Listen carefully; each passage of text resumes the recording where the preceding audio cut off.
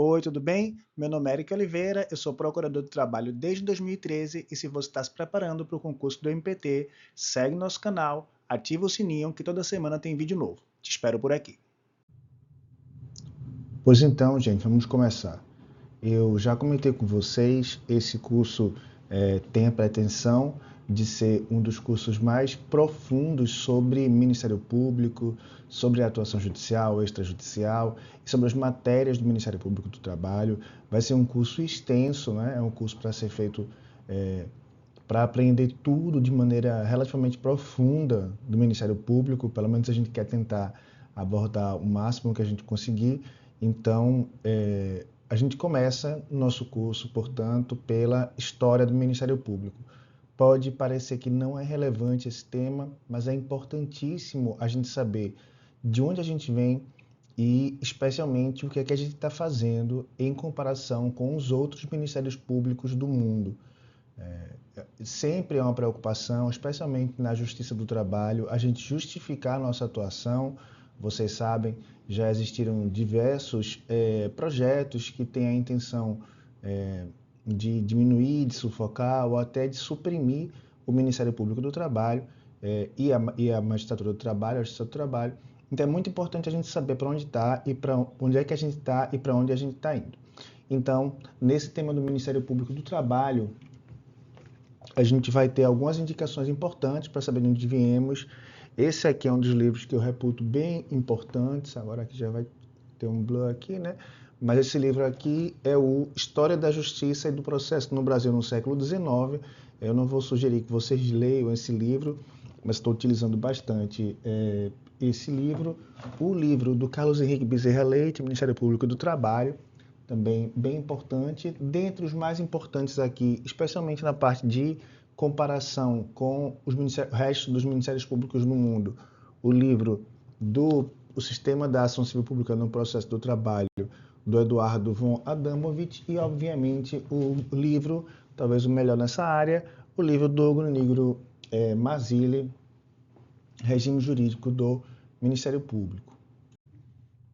Então, assim, para efeito de concurso, esses precedentes históricos mais remotos, eles são o que a gente precisa saber deles, né? É bem importante, esses slides eles vão anexos às aulas, mas é bem importante que você saiba pelo menos algumas palavras-chave, né, sobre essa antiguidade mais remota, né, esse precedente mais remoto.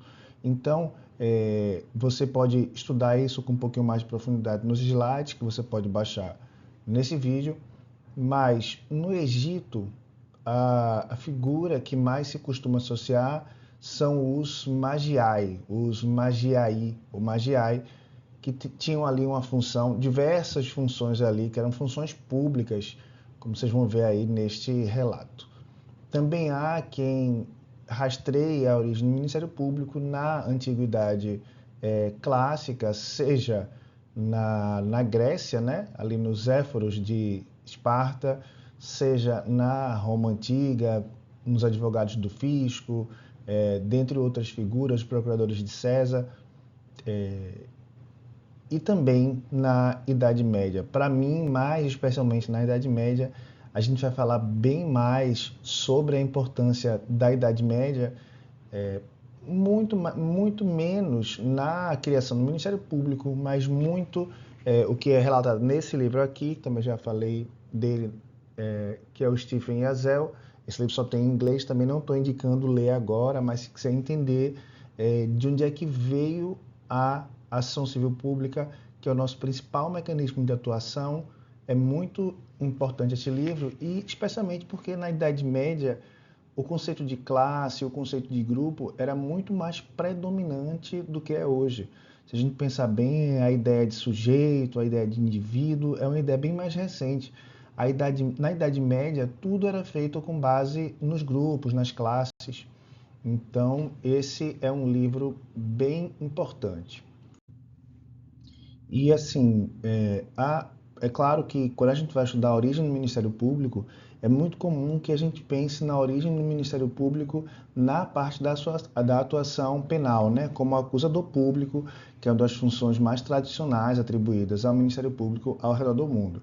Se a gente for pensar pelo lado da atuação civil, das ações civis públicas, ali na Idade Média a gente vai ter um precedente, vai ter um pontapé inicial na ideia das representações de grupo, né?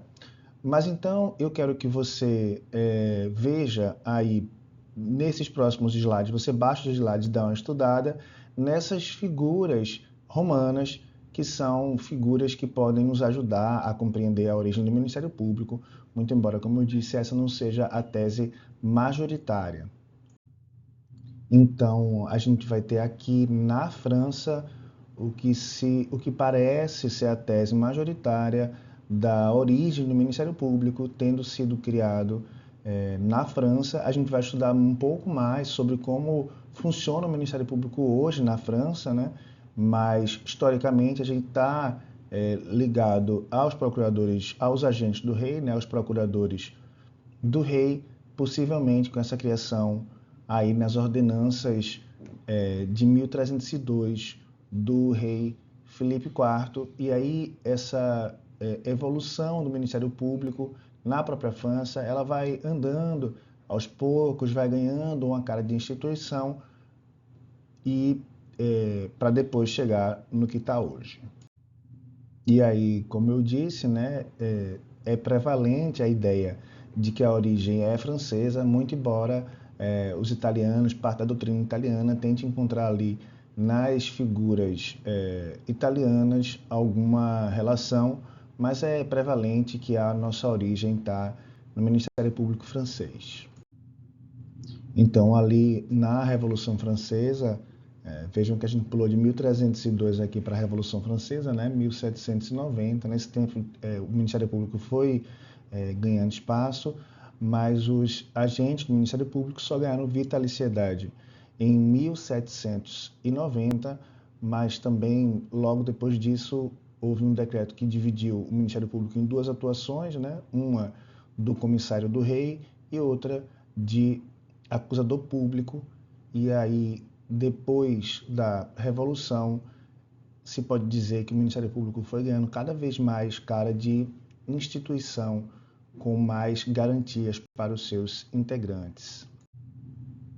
E aí, consolidada a Revolução Francesa, já na era napoleônica, na época das grandes codificações, o Ministério Público realmente ganha a estrutura de instituição que tem hoje, e é inegável a importância do Ministério Público francês no Ministério Público brasileiro, tanto que aqui ainda nos referimos ao Ministério Público, às vezes, como o parquet, né? Parquet, que significa assoalho, onde o agente do Ministério Público ficava em pé e era em oposição, você tinha a magistratura de pé, né? Em oposição à magistrature assise, né? A magistratura sentada, que era o juiz. Mas aí, obviamente, o Ministério Público francês influenciou o português e boa parte do que recebemos desse modelo foi trazido pelos portugueses, né? O Brasil passou algum tempo regido por leis portuguesas, então a gente vai ter ali alguns traços históricos do que poderia ser um Ministério Público em Portugal, ali 1289, com o procurador da coroa. No reinado de Dom João I, a gente ainda tem algumas menções, né, aos procuradores do rei, mas nas ordenações, que foi aqui mais ou menos na época de descobrimento, é que a gente vai ter os traços mais claros, o que a gente vai ver neste próximo slide. Vocês lembram dos estudos de história da faculdade, onde estudamos essas três ordenações que foram importantes para o Brasil, né? Então, a primeira delas, nas ordenações afoncinas, a gente já tinha a figura do que era o procurador dos nossos feitos, era esse o nome que estava lá, procurador dos nossos feitos. Nas ordenações manuelinas, em 1514, além da figura do procurador dos nossos feitos, a gente vai ter já o nome da figura do promotor de justiça da casa de suplicação e depois, já em 1603, né, a gente vai ter as ordenações filipinas em 1603, em que a gente vai ter o procurador dos feitos da coroa, o procurador dos feitos da fazenda, o promotor de justiça da casa de suplicação e o promotor de justiça da casa do porto. Diversas dessas figuras são apontadas como possíveis origens do que a gente tem hoje como Ministério Público. E aí, então, a gente vai ter um resumo do que vimos até agora, né? Ali no final da Idade Média, com o fortalecimento dos estados soberanos e a complexidade dos estados, os tribunais regulares foram criados e, portanto, foram criados, aí, como estava no exemplo anterior, os procuradores dos nossos feitos, o procurador do rei, para atuar perante esses tribunais já regularmente constituídos. E aqui, numa escala evolutiva das fundamentações doutrinárias, a gente vai ter as raízes mais próximas do Ministério Público sendo consolidadas com os ideais iluministas ali na Revolução Francesa, e a gente vai ter uma obrigação nesse estado mais complexo do rei, né, do Estado se submeter às leis também, né? A gente tinha aquelas frases, né, como o Estado sou eu, ou o rei não pode errar, né, uma expressão que a gente estuda lá em direito administrativo, the king can do no wrong, né? Então, a gente vai ter uma ideia de responsabilização estatal e, especialmente, o respeito à Constituição. Isso é bem importante. Agora, uma coisa que a gente tem que prestar atenção é que todo esse ideário foi gestado na França e a França passava por um estado de corrupção da magistratura muito grande. O executivo era muito forte, a magistratura era muito corrupta.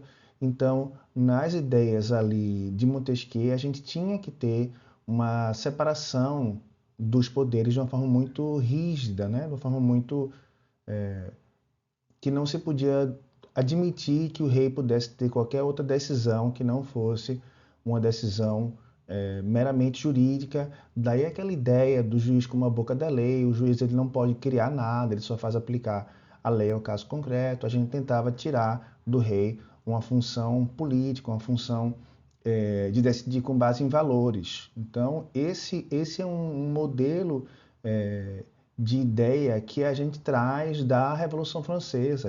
O Brasil comprou essa fórmula pronta, né?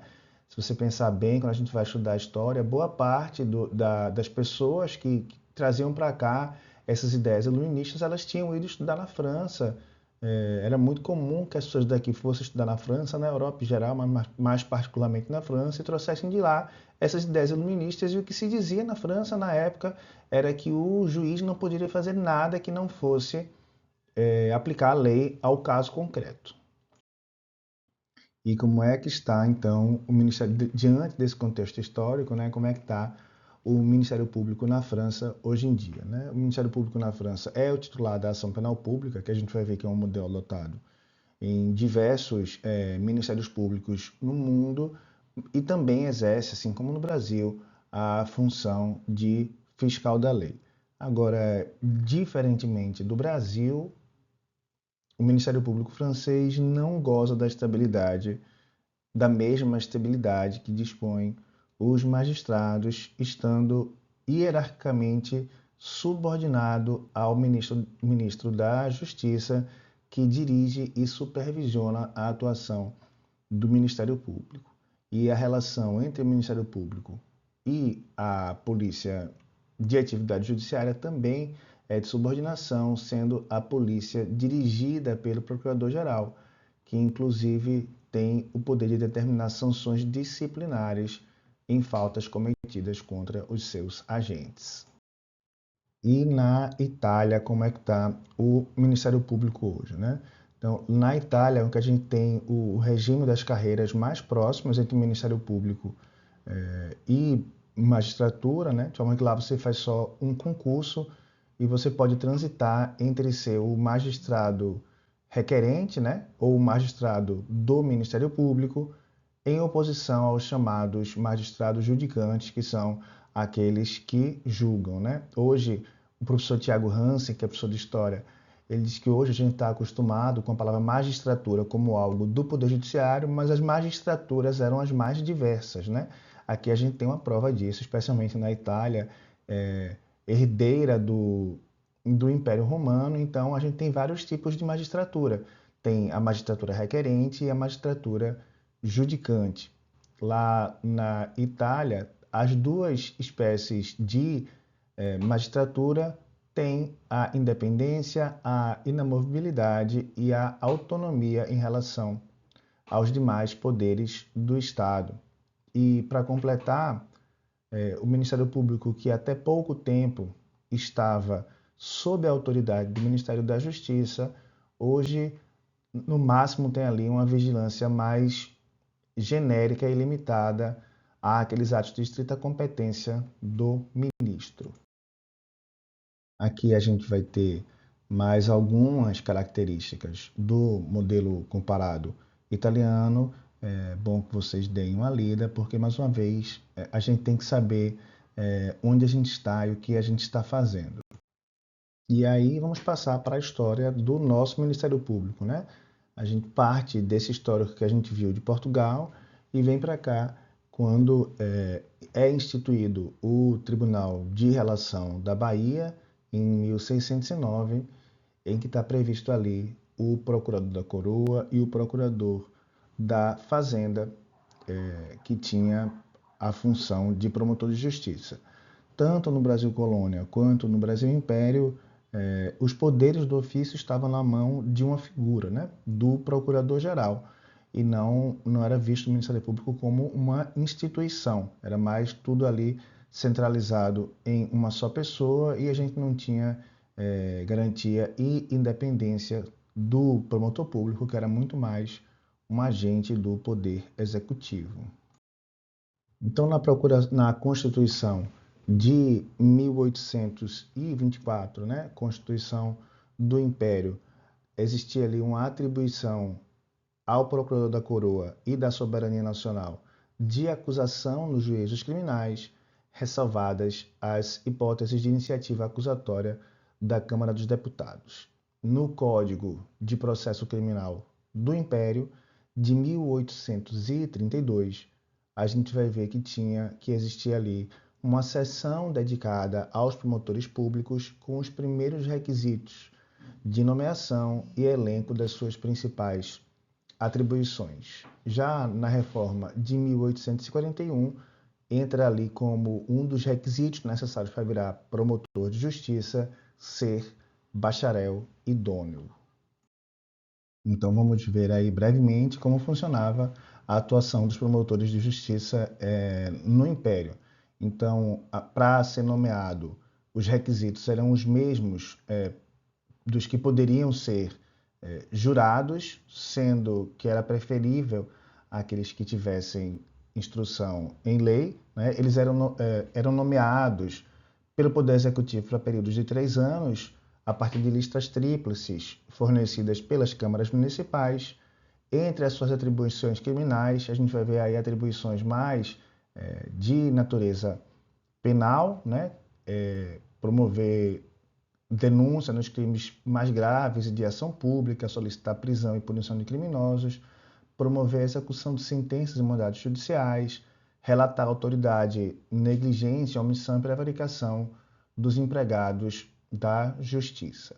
E em termos de substituição, na ausência ou impedimento do promotor, os juízes municipais poderiam nomear interinos.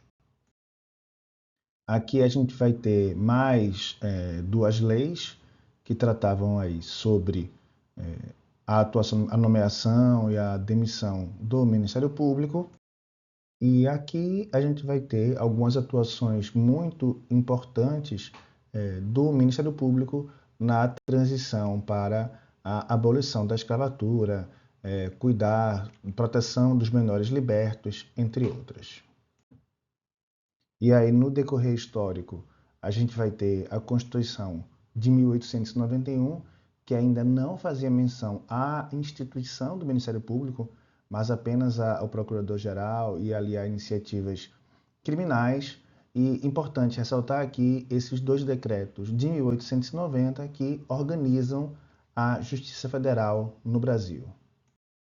E nesse decreto 848 de 1890, a gente vai ter algumas notícias interessantes ali, né? O Procurador-Geral da República seria escolhido entre os ministros do STF com a função de ação pública junto a essa corte, e em cada seção da Justiça Federal haveria um procurador da República, observem o nome, nomeado pelo chefe do Poder Executivo por 4 anos, durante os quais não poderia ser compulsoriamente removido. A gente já tinha ali alguma garantia de estadia do procurador naquela função.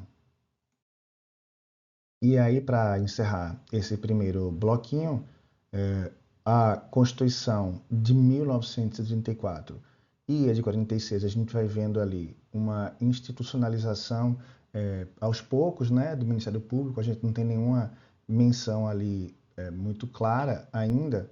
E na Constituição de 37, infelizmente, a gente vai ter um retrocesso com a Carta Ditatorial de 1937, mas a Constituição de 46, como dissemos, retoma esse desenvolvimento institucional do Ministério Público. Voltei. Aqui no YouTube a gente posta só uma fração das nossas aulas. Se você quiser ter acesso a todas as coordenadorias de forma completa e atualizada, mais direitos humanos, mais atuação extrajudicial do MPT, clica no link que está aqui na descrição para adquirir o seu curso. Toda semana a gente tem vídeo novo aqui. Espero você por aqui. Um grande abraço e bons estudos.